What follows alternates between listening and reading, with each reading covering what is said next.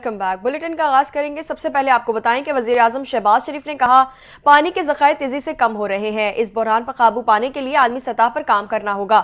سعودی دارالحکومت ریاض میں one water سربراہی اجلاس سے خطاب کرتے ہوئے وزیر اعظم شہباز شریف نے کہا کہ پاکستان کے لیے یہ چیلنجز نئے نہیں، ہم 2022 کے سیلاب کے بعد سے اس سے نمٹنے کی کوشش کر رہے ہیں۔ ریاض میں وزیر اعظم شہباز شریف کی فرانس کے صدر میکرون سے بھی ملاقات ہوئی۔ وزیر اعظم نے ریاض میں ون واٹر سمٹ کی کامیاب مشترکہ میزبانی پر صدر میکرون کو مبارکباد دیتے ہوئے موسمیاتی تبدیلی اور ترقیاتی امور پر فرانس کے کردار کو سراہا۔ دونوں رہنماؤں نے پاکستان اور فرانس کے درمیان بزنس ٹو بزنس روابط بڑھانے پر اتفاق کرتے ہوئے پاکستان اور فرانس تعلقات کی مثبت سمت پر اطمینان کا اظہار کیا۔ وزیر اعظم نے فرانس کو پاکستان میں سرمایہ کاری کے مواقع سے استفادہ کرنے کی دعوت دیتے ہوئے کہا کہ فرانس پاکستان میں موسمیاتی موافقت اور قابل تجدید توانائی سے استفادہ کر سکتا ہے۔ دونوں رہنماؤں نے باہمی دلچسپی کے تمام علاقائی عالمی مسائل کے حوالے سے روابط بڑھانے کا اعادہ کیا۔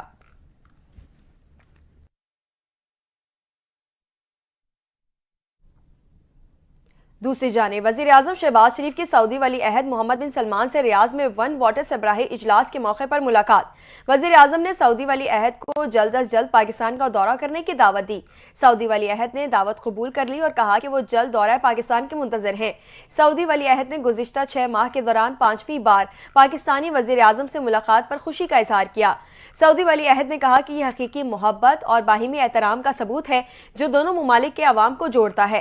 دونوں رہنماؤں کا اس بات پر اتفاق ہوا کہ پاکستان اور سعودیہ کے لیے اپنے اقتصادی، تجارتی اور سرمایہ کاری کے تعلقات کو مزید فروغ دینا انتہائی ضروری ہے۔ سعودی ولی عہد نے اس بات پر زور دیا کہ پاکستان اور سعودی عرب کے مابین تعاون کا فروغ پاکستان کی معاشی ترقی اور خوشحالی کے لیے کلیدی اہمیت رکھتا ہے۔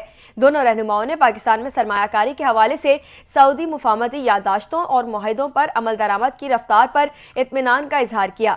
وزیر اعظم نے ولی عہد کا پاکستانی عوام کے لیے نیک خواہشات پر شکریہ ادا کیا۔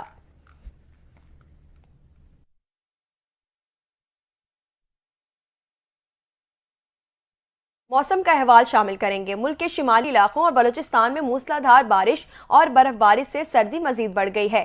سوات، وادی کلام، وادی کاغان اور بالا کوٹ کے پہاڑ روئی کے سفید گالوں سے ڈھک گئے۔ بلوچستان کے مختلف علاقوں میں بارش اور برف باری سے سردی میں اضافہ ہو گیا۔ کوئٹہ میں سرد ہواؤں کا راج، کراچی میں رات اور صبح کے اوقات میں خنکی میں اضافہ ہو گیا۔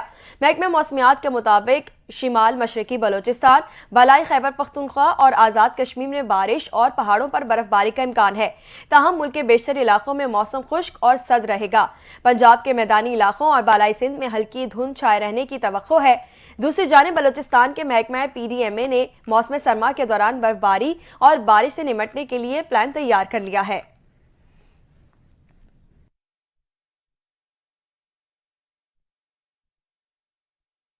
خبر دیں گے ماحولیاتی تحفظ ایجنسی پنجاب نے صوبے میں اسکولوں کے اوقات کا تبدیل کر دیے۔ صوبے کے تمام سرکاری اور نجی اسکول صبح 8:15 سے پہلے کھولنے پر پابندی عائد کر دی گئی ہے۔ DG ماحولیات عمران حامد شیخ کا کہنا ہے کہ یہ فیصلہ طلبہ اور اساتذہ کی صحت کے تحفظ کے لیے کیا گیا ہے۔ ماحولیاتی تحفظ ایجنسی پنجاب کے نوٹیفیکیشن کے مطابق تمام سرکاری اور نجی اسکول 4 دسمبر 2024 سے صبح 8:15 کے بعد کھولنے کے پابند ہوں گے۔ نوٹیفیکیشن کی خلاف ورزی کرنے والے اسکولز کے خلاف قانونی کارروائی عمل میں لائی جائے گی اور خلاف ورزی پر جرمانے اور سزا کا اطلاق بھی ہوگا۔ DG ماحولیات پنجاب کا کہنا ہے کہ یہ اقدامات ماحولیاتی آلودگی کی روک تھام کے لیے کیے گئے ہیں۔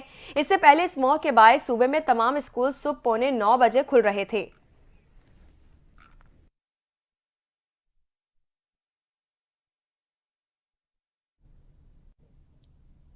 بین الاقوامی دنیا سے خبر شامل کریں گے۔ اقوام متحدہ کی جنرل اسمبلی نے فلسطینی ریاست کے قیام اور اسرائیل سے مقبوضہ فلسطینی علاقوں سے نکلنے کا مطالبہ کر دیا۔ UN جنرل اسمبلی نے 2 ریاستی حل کے قیام کے لیے جون میں بین الاقوامی کانفرنس بلانے کا اعلان بھی کیا۔ جنرل اسمبلی نے آج کے مقابلے میں 157 ووٹوں سے قرارداد منظور کی۔ امریکہ اور اسرائیل نے قرارداد کی مخالفت کی تھی جبکہ 7 ممالک نے ووٹنگ میں حصہ ہی نہیں لیا۔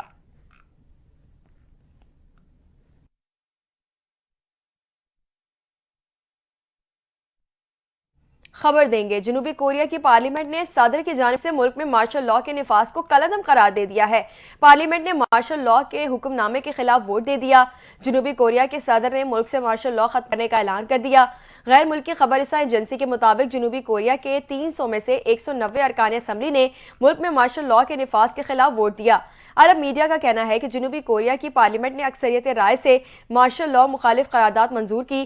صدر نے اپوزیشن پر ریاست مخالف سرگرمیوں میں ملوث ہونے کا الزام عائد کرتے ہوئے ملک میں مارشل لاء نافذ کیا تھا۔ مارشل لاء لگانے کے اعلان کے بعد جنوبی کوریا کی پارلیمنٹ کے باہر شہریوں نے احتجاج کیا۔ مظاہرین نے صدر یون سک یول کے خلاف نعرے بازی بھی کی۔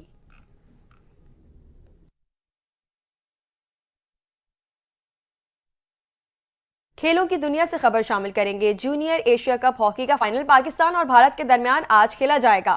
پاکستان نے سیمی فائنل میں جاپان کو 2 کے مقابلے میں 4 گول سے شکست دی۔ کپتان حنان شاہد نے 2، علی بشارت اور سفیان خان نے 1 گول کیا۔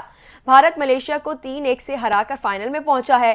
2023 میں بھی جونیئر ہاکی ایشیا کپ کا فائنل پاکستان اور بھارت کے درمیان کھیلا گیا تھا، جہاں پاکستان نے چاندی کا تمغہ جیتا تھا۔